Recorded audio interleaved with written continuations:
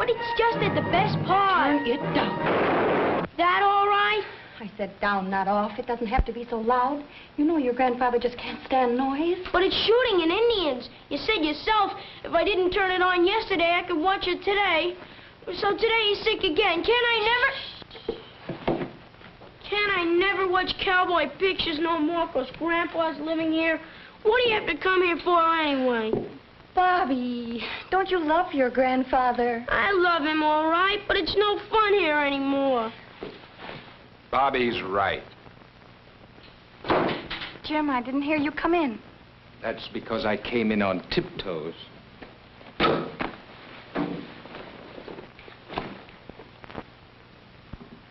whole house is on tiptoes. But, Jim, it's just that he's not well right now. I know he's not well. But this isn't his home, it's Bobby's home. And it's Dorothy's home. And because he's sick, they can't live here anymore. Jim, please don't. He'll hear you. Alice, this is no good. We're losing our kids because an old man has come to live with us.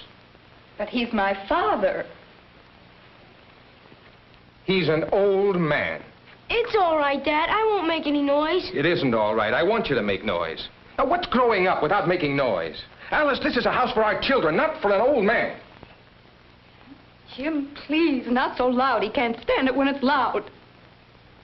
And he can't stand the radio when it's loud, and he can't stand TV when it's loud. They can't stand laughter when it's loud, so our kids can't play here. But he's sick right now, Jimmy. He's always going to be sick at But least. he's always going to be old. Don't you understand? And he can't stay here. He's my father. What do you want me to do? Throw him out in the street? No, I don't want you to throw him out in the street. Just find him a place to live.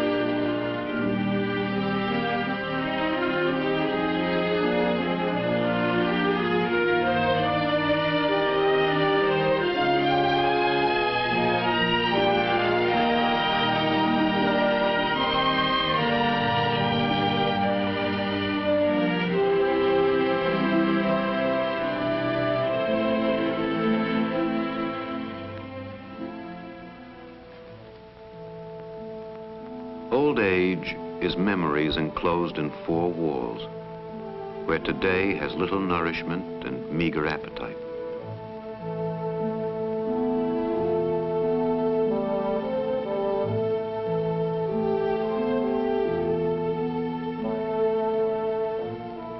Old age is sitting on a bench and watching life hurrying by.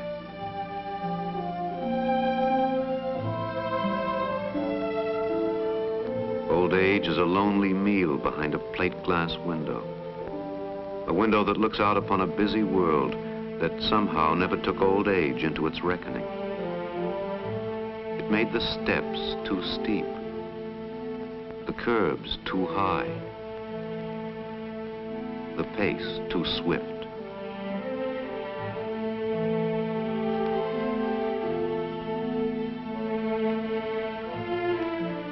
And it separates usefulness from old age by the hard, sharp line of a single day.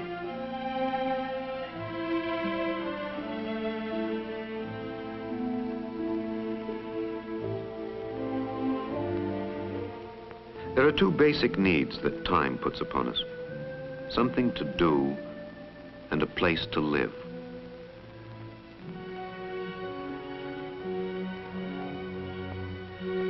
Some are lucky. Through the continuing of their life's work, they cross the line into old age with scarcely an interruption. For them, the thread of life continues unbroken to its end. But they are the few and the fortunate. Most, by far, pass over the threshold into old age, into a new world of which they are only dimly aware. Uncertain and unprepared, they're confronted as though for the first time by life's demands. What will you do here? Where will you live? How will you spend your days? Imperative questions demanding answers. And the answers are hard to come by. But there may be within the community those with training and experience who can point the way. So we thought we'd ask you. This question must come up in lots of families, so maybe you can help us. Jim, can I ask my question? Sure, darling, go ahead. Is my husband right when he says that having my father live with us is unfair to our children and to him? You're asking me to be the judge in this case? You might call it that. We talked it over and agreed that if you seem To know my business? Yes, I guess you might call it that. Then we'd let you decide. Well, I'm glad you feel that way, but remember, I'm not here as a judge. I can tell you what our experience has been, what some of the solutions are, but then you'll have to make up your own minds. All right. But there's something I must know. What's best for my children and my husband? And what's best for my father? No, Jim. What's best for my father? A question repeated 1,000 times over in many rooms like this by many people. Sons and daughters who would be good children and would be good parents, and who can find no single path to travel where they can be both. What's best for my father? What are the needs of a proud human being who comes to live in his children's home, disarranging the orderly and established pattern of family life? What about a room, privacy, a place to live, when there is no room to spare?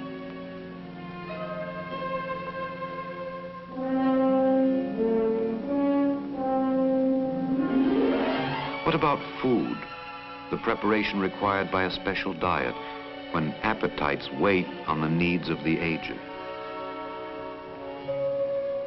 What about special care, with nursing which you can't afford to pay for, and time you can't afford to give, except at the expense of home and family?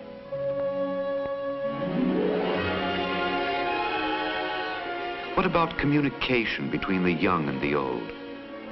They live together, but have no common language. For no effort has been made to bridge the chasm between the world of the aged and the world of the young. Rather is this distance widened when there is no work, no responsibilities, no reason for life, for a human being whose years had been filled with work and responsibility and purpose. What can be done for this man? Where can he find the answer to his needs? I wish there was some simple answer I could give you. There isn't. People don't come in categories, least of all old people.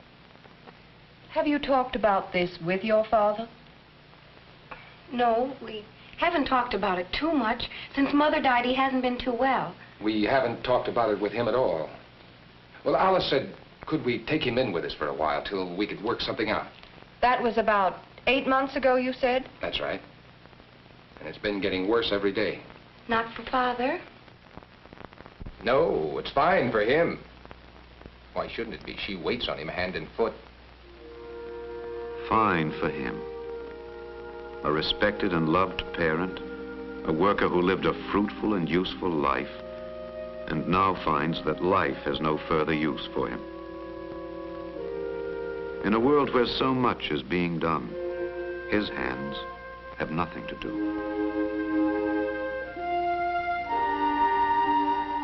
Sorry, old man, this is not for you. And he's alone in a crowded street. And two, he's alone at home, with only ghosts and memories as dependable companions. But memories are poor company.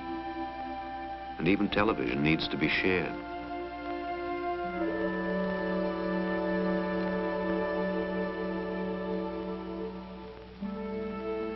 So to those he loves, he is the problem. And for both, there is guilt as well as pain. Right now, he's not well. He needs help. That's what I... That fouls up the whole works. He needs something we can't afford to give him. It's just not fair. To you or to the children. Or to Dad. What else can we do? Well, sometimes, given time and goodwill, these situations can be worked out within the family.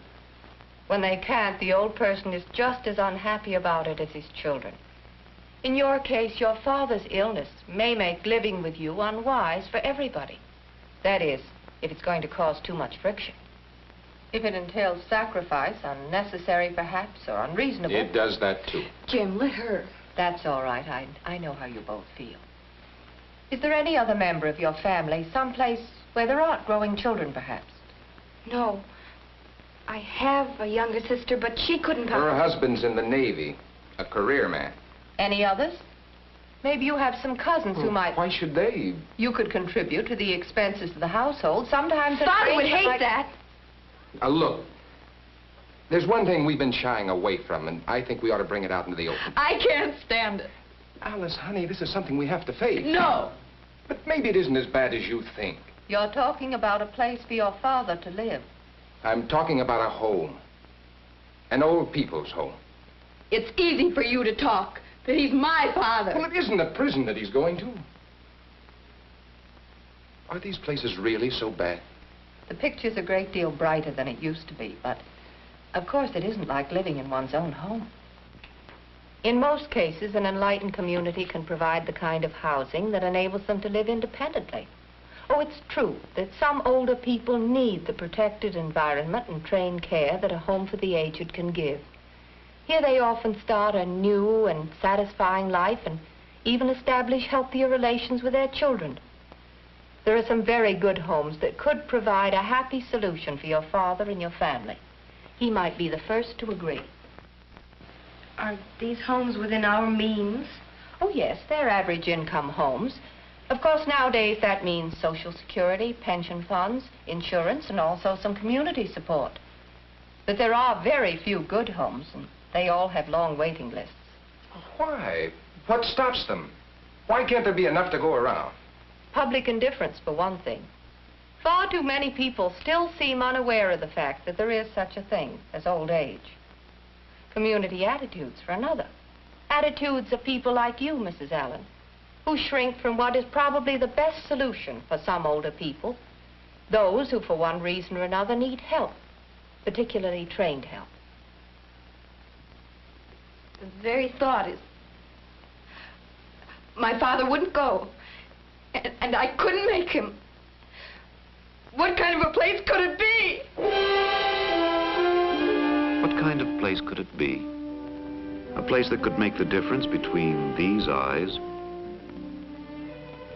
and these. Between proximity and companionship. Between useless, withering hands and hands that are both useful and needed. What magic place is this that can take the worn and faded fabric of a life and weave for it a strong new cloth with threads of belonging and being useful? What kind of place could it be? Here, within the confines of this pleasant, well-appearing house, are the ingredients that impart to those who live here a sense of pride in where they live.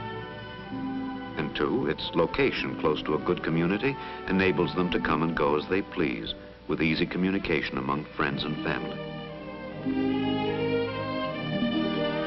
The pleasant, airy rooms are clean and comfortably appointed with the small but essential ingredients of well-being. A bright world to look out on. A radio or television set. Linens that are fresh and clean. Ample drawer space. And the pleasure of a good bed. There are single rooms for those to whom privacy equates with personal dignity, and double rooms for married couples or where two in a room is desirable. They're at home here, living out their lives together, with the special types of care they need for their physical well-being, themselves unburdened and burdening no one. Old age may be memories enclosed in four walls, or it may be a zest for living this day with eyes fixed eagerly and confidently on all the days that lie ahead. In such a place, little things too are important. Things like easy access to the telephone, unsupervised use of their own spending money, and the assurance that mail is received and forwarded unopened. They bolster the spirit and ease the hour-by-hour round of everyday living. How comforting to know that special diet problems are in good hands and that one is relieved of the worry and planning and preparation for them. And that eating is no longer a lonely hour, but a time of pleasant association, dining with friends and companions. That there are skills and facilities here to care for the infirmities that age is heir to. That 90-year-old arms are still worth fussing over, with a friendly and competent person interested and happy to do the job. Ills of the body are an expectable part of growing old, but in such a place as this, they are not allowed to infect the spirit and the mind as well. There are dozens of small aids for slowing steps, for sagging strength, that say, more tellingly than words, you are important too. This is a world for the old as well as for the young.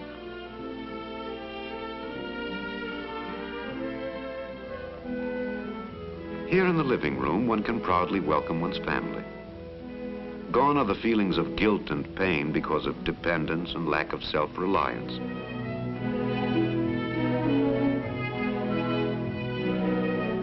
Now there's pride in one's children and grandchildren.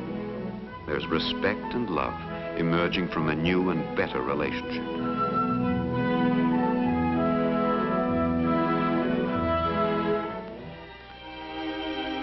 With age, too, come increasing needs of the spirit. So within this home, there is a place for prayer and meditation. So do we begin to answer the needs that time puts upon us. A place to live and something to do.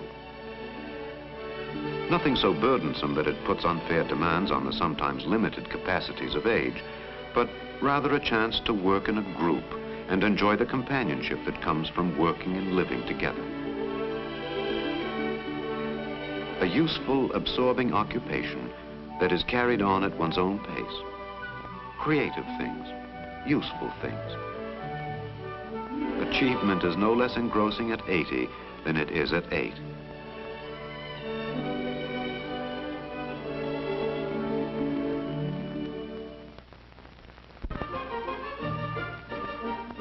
In such a place, recreation is a part of life, not merely a substitute for it, as it is so often among older people. Playtime assumes its normal patterns across a chessboard, on a card table, or over a player's shoulder. And though the light fantastic may have lost some of its lightness, it has lost none of the gaiety, exhilaration, and sense of well-being that it brings with it.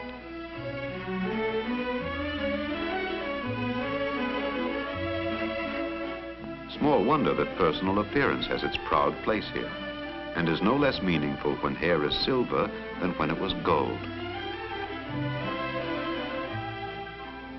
In such a place as this, there is trained and integrated personnel, professions and skill and experience, staff or consultant, each with but one overriding concern: the well-being of each resident in the home.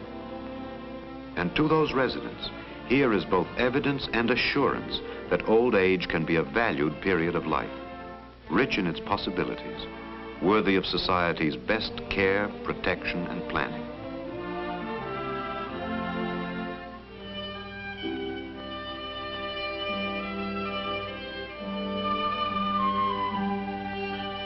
The grounds of the home are almost beyond appraising, so essential are they to one's peace of mind, the sense of a bond with the living world. Even to walk out on your own grounds for an hour of sun is the difference between being a part of life and being walled in, awaiting death.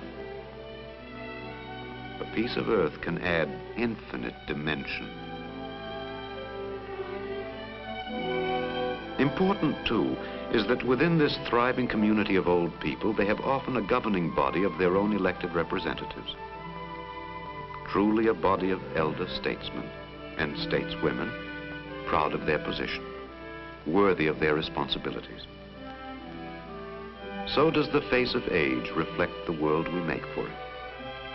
So can we see in their eyes the love and security, the occupation and companionship that are to be found in a home like this. There are many old people here, varied in their needs, different from one another as all people are different. Some are old in years only. Some are failing in mind and body. But it may be that here, in the course of years, are you and I. It takes ingredients of many kinds to make a home for us all. It takes the kind of planning and preparation that's possible only in a community that's conditioned to it, and whose old people are conditioned to accept it when the need arises. You don't acquire that kind of conditioning overnight, just because the calendar says you've reached 65 or some other arbitrary age. You have to start working on it many years before. Yes, I can see that. In other words, Dad should have thought about this and done something about it when he was our age. That's right. He should have. And now, may I ask you a question? What are you doing about it? What are we doing about it? How can we prepare for all our years? For our children, there's the assurance of a good start, of a score of years of happy, constructive youth, all given them by a society well aware of the importance of such a beginning. But there's more. There is another need. There is the promise of a rich and fruitful old age, the knowledge that the last 20 years, the gift of modern medicine and science, need not be spent alone, unwanted, useless. Indeed, the span of life is poorly built if it does not soundly reach to the far shore.